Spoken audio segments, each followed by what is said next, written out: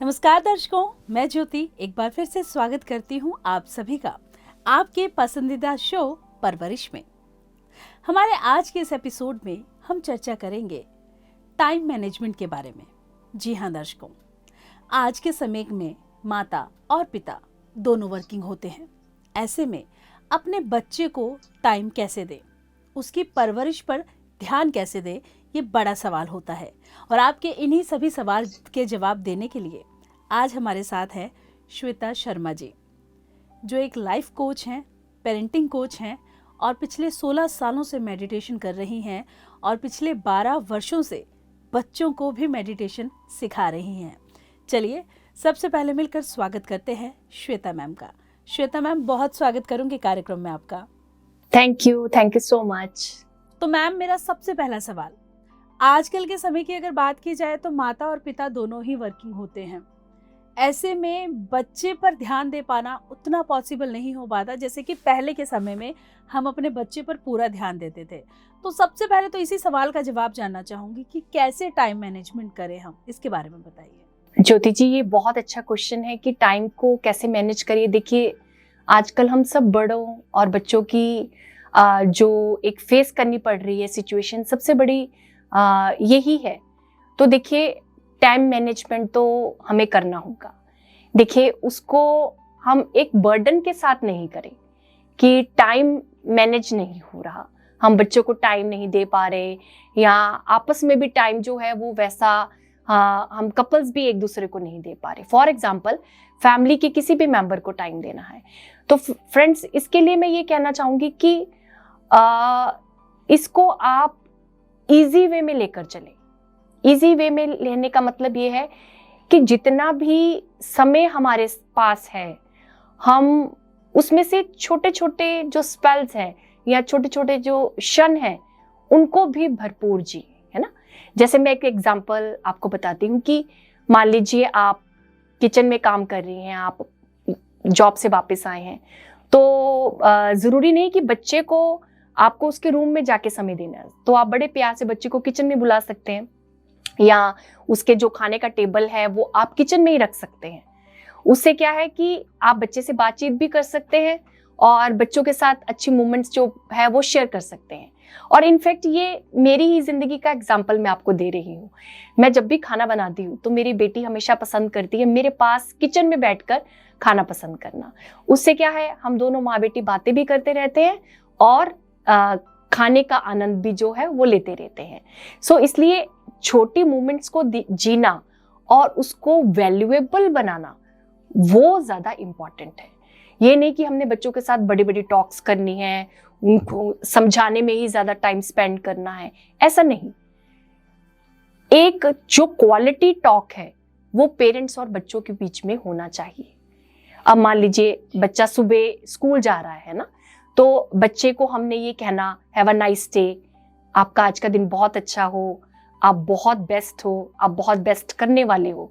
जब आप बच्चों को ऐसे मोटिवेशनल वर्ड्स बोल दोगे, है ना, तो वो वर्ड्स ही आपके लिए एक समय का काम करेंगे।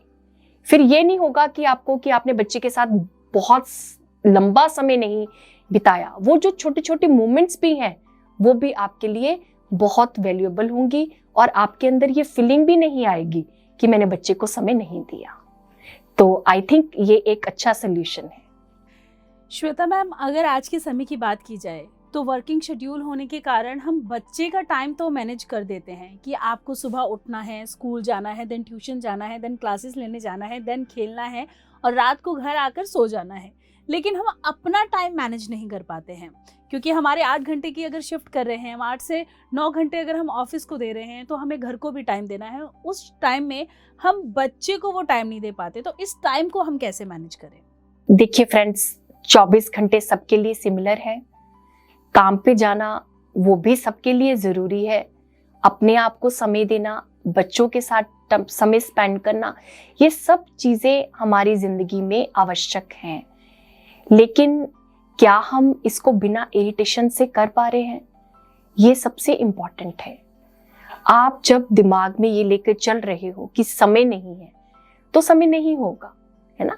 अगर आपके मन में ये बात है कि समय है, हम एक दूसरे के साथ में हैं, घर में हैं, और जब चाहे एक दूसरे को पुकार सकते हैं, या अपने समय के अनुसार हम जो हमारा कार्य है उसको हम वर्गीकृत कर सकते हैं। वर्गीकृत करने का मतलब क्या है कि अपने टाइम को अच्छे से मैनेज कर सकते हैं। फॉर एग्जाम्पल, मान लीजिए आज आपको लॉन्ड्री करनी है, तो अगर आज आप लॉन्ड्री कर रहे हो तो कल आप कोई और काम कर सकते हो, क्लीनिंग कर सकते हो। जरूरी नहीं है कि आपको एक समय के अंदर या एक दिन के अंदर सभी कार्यों को करना है।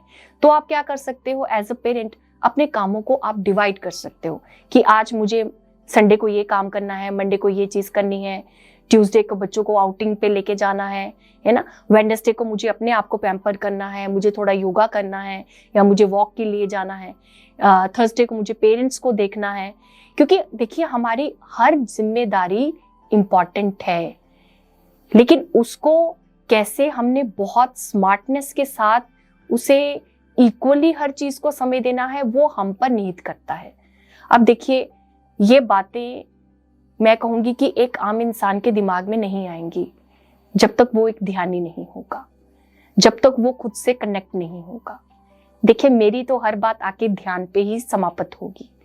अगर आप ध्यान कर रहे हैं तो आप अपनी ऊर्जा को सही ढंग से जो है निवेशित कर सकते हैं।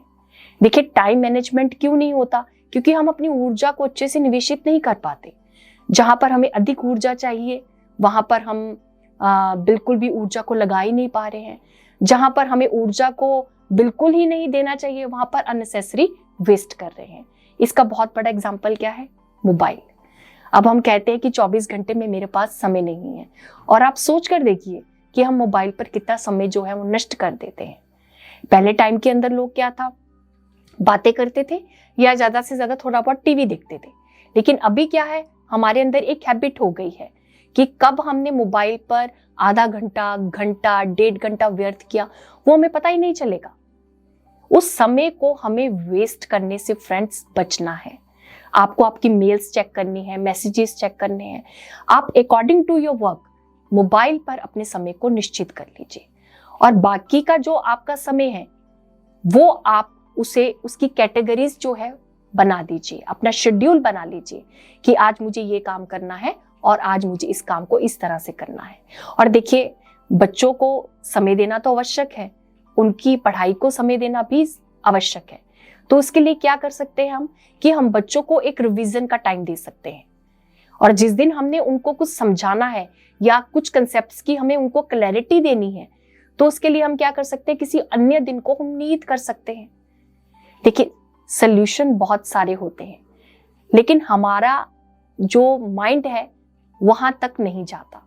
हम समस्या पर ध्यान देते हैं, समाधान पर ध्यान नहीं दे पाते। सो इसलिए हम अधिक से अधिक समाधान की ओर देखें, और प्रसन्नता के साथ।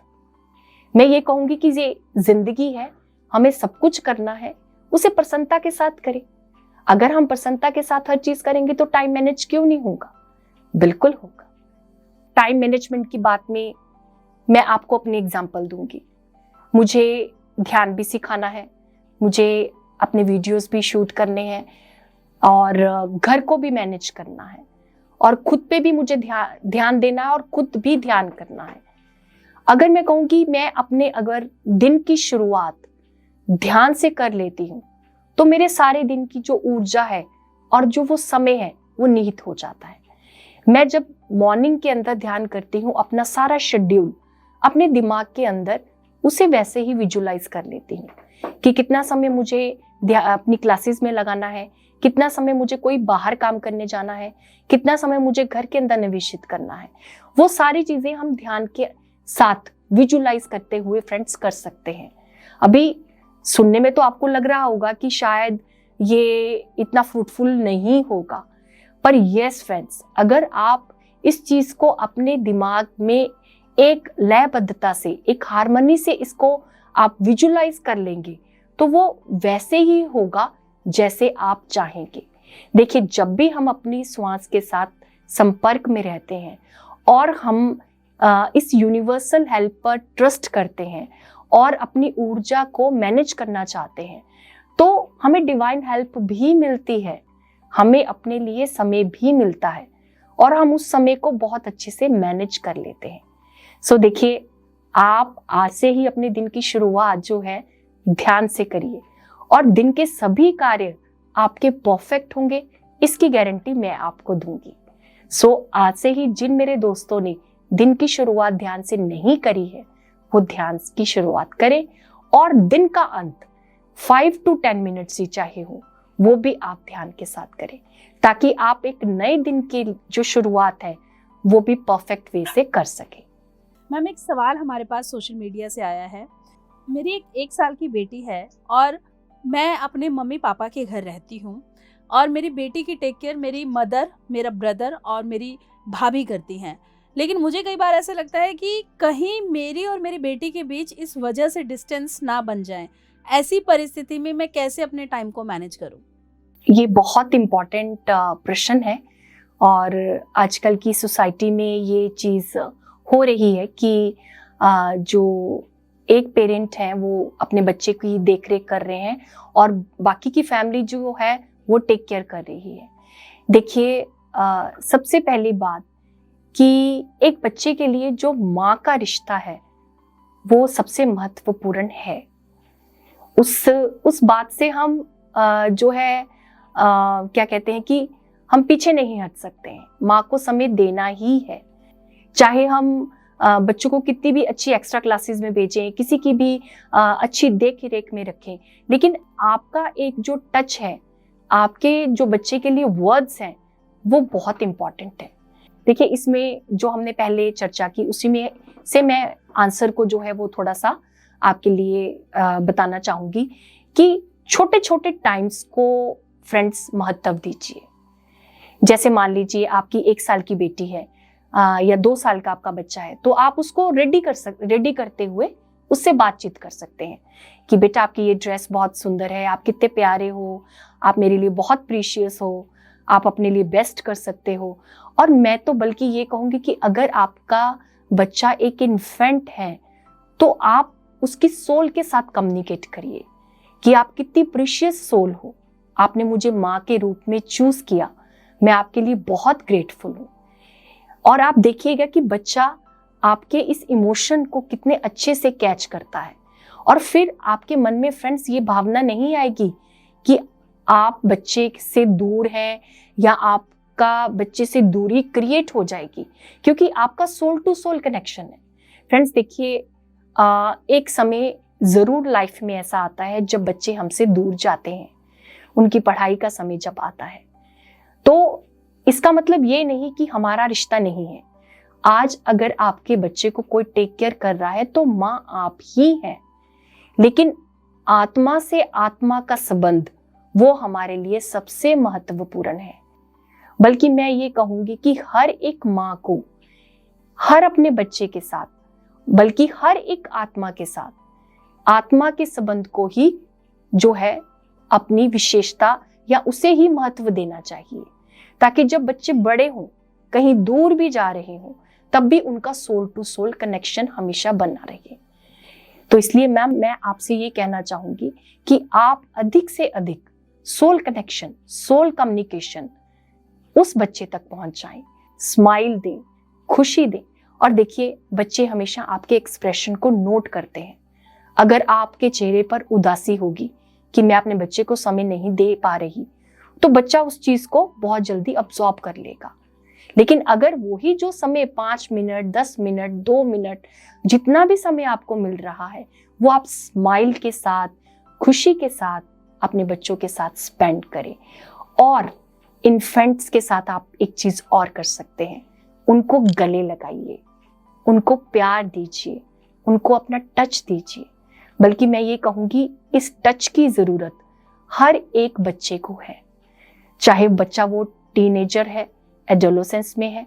अपने बच्चे का हाथ पकड़े और उनसे बस यही बोले कि मैं हमेशा आपके साथ में हूँ, हम आत्माएं एक दूसरे के साथ हमेशा हैं। तो देखिए, फिर आपके मन में कभी भी ये डिस्टेंस वर्ड नहीं आएगा।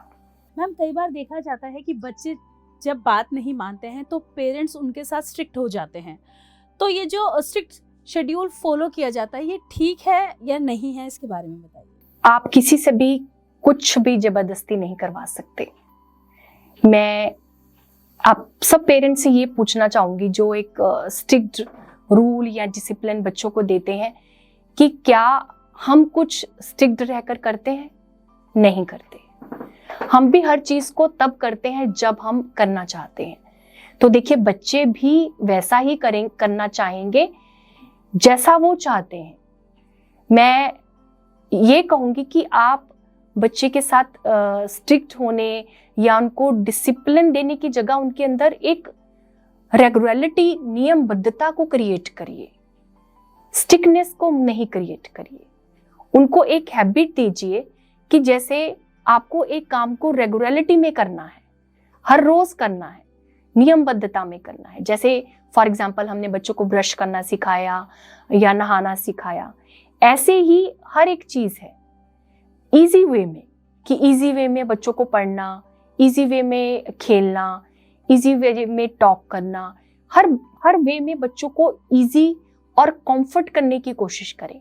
जब बच्चों को आप एक इजी और कंफर्ट एनवायरनमेंट देंगे फ्रेंड्स, तो फिर उनके साथ स्टिक्ड होने की जरूरत नहीं रहेगी। कई बार लेकिन ऐसा होता है कि बच्चे थोड़े से जिद में हो जाते हैं, या कई बार होता है कि उनको अपनी ही मनवाने की जरूरत रहती है। तो ऐसी स्थिति में भी हमें कभी लगता है कि उनके साथ स्टिक्ड होने की जरूरत है। तो फ्रेंड्स, इसके लिए मैं ये कहना चाहूंगी कि आप अपने आप को एक बार चेक करें कि क्या आप कहीं कुछ कि कोई मन की ऐसी भावना है जिसमें कि आप रिजिड हो रहे हैं या आपके अंदर जिद आ रही है। क्योंकि बच्चे जो है फ्रेंड्स, वो हमें रिफ्लेक्ट करते हैं। जब आप अपनी भावनाओं को करेक्ट कर लेंगे तो ऑटोमेटिकली बच्चों के अंदर वो चीजें रिफ्लेक्ट होंगी और वो ठीक हो जाएंगी। सो इसलिए मेरा ये कहना है कि स्टिकनेस नहीं, एक रेगुलरिटी को हम क्रिएट करें, एक हार्मनी को क्रिएट करें बिटवीन अस। ये नहीं कि एक बच्चा आपकी एम्प्लॉयमेंट है, वो आपके नीचे काम करने वाला है, आप एक बॉस हैं। एक बॉस नहीं बनना फ्रेंड्स, एक फ्रेंड बनना है। जब आप एक फ्रेंड बनेंगे और धीरे धीरे आप उनको क्योंकि एक समय पे पेरेंट को जो है गाइड भी बनना है ना, लेकिन हमें इस चीज का डिफरेंस को समझना है फ्रेंड्स, कि आप उनको कोई ऑर्डर दे रहे हैं या उनको गाइड कर रहे हैं। क्योंकि देखिए, हर चीज में बच्चे की चॉइस बहुत इंपॉर्टेंट है। वो कैसी अपनी चॉइस बना रहा है, कैसी उसकी मन की भावनाएं डेवलप हो रही हैं, वो हमें समय से ही पता चलता है। लेकिन जितनी आप स्टिकनेस रखेंगे, उससे क्या होगा कि जिस चीज के लिए बच्चे को आप रोकेंगे, मना करेंगे या उनको कहेंगे कि मेरी तरह से करो, तो वो उसको अनदर वे में करना चाहेंगे या उस काम को करना चाहेंगे जिस काम के लिए आप उनको मना कर रहे हैं। क्योंकि उनकी वहां से क्यूरियोसिटी जनरेट होगी कि मुझे इस काम के लिए मना किया गया है या मुझे वहां नहीं जाना है, तो इट मीन्स वहां पर कुछ है, वहां पर कोई एनर्जी है जिसके बारे में मुझे जानना है। ठीक है, तो इसलिए स्टिकनेस नहीं, उनके साथ एक फ्रेंडली बिहेव को हम जितना करेंगे उतना ज्यादा हमारे लिए भी अच्छा है और बच्चों के लिए भी अच्छा है। अदरवाइज नहीं तो क्या होगा कि जितने हम स्टिक्ड होंगे, बच्चे सिक्रेटिव भी हो जाते हैं। इसको मैंने पर्सनल रूप में फ्रेंड्स एक्सपीरियंस किया। एक टाइम के अंदर जब मैं ध्यान नहीं कर रही थी, तो मैं अपनी डॉटर के साथ कहीं ना कहीं पढ़ाई को लेकर स्टिक्ड हो गई। तो उससे क्या हो गया, उसने अपनी बातों को मेरे साथ शेयर करना बंद कर दिया। सो इसलिए जरूरी है कि बच्चे आपके साथ हर चीज को शेयर करें, क्योंकि कहीं ना कहीं बच्चे के मन में डर है। अगर वो स्टिकनेस पेरेंट्स की देख रहा है, फील कर रहा है, तो बच्चे के मन में डर है कि मुझे मम्मा डांटेंगे या पापा डांटेंगे, तो मुझे अपनी बात को उन तक लेकर ही नहीं जाना, उनको स्टिक्ड ही रहने दो, है ना। तो हम एक सोल्यूशन पे फ्रेंड्स फोकस करें, एक रेगुलरिटी पे हम लोग फोकस करें, ताकि हमारा जो आपसी संबंध है वो मजबूत बन सके। बिल्कुल मैम, बहुत ही सुंदर जानकारी आपने हमें दी। आपने बताया कि कैसे हमें अपने टाइम को मैनेज करना है बच्चों के साथ, और कैसे उनके पेरेंट्स बन के रहने से ज़्यादा ज़रूरी है कि हम उनके दोस्त बन के रहें, ताकि वो हमसे अपनी हर एक चीज़ शेयर करें, हर एक बात शेयर करें। और बच्चों को हर बात पे डांटना, रोकना, टोकना वो ठीक नहीं होता।